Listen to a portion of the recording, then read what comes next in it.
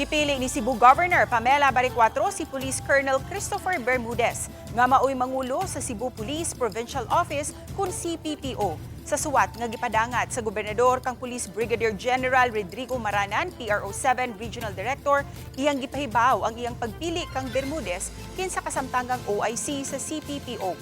Nasayran nga adunay tulo ka ngalan sa opisyal ang gipapilian sa PNP kang Baricuatro pagka Cebu Provincial Police Director.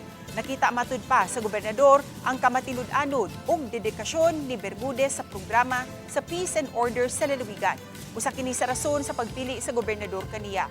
Samtang sa mensahe nga gipadangat ni Bermudes sa media, gipadayag niya ang dakong pasalamat ug dungog nga gipili siya sa gobernador isip Cebu Provincial Police Director.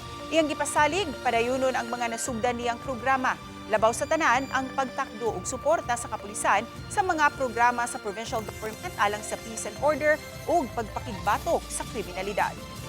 Based on track record and then iyang mga nabuhat na, basically leadership and all that.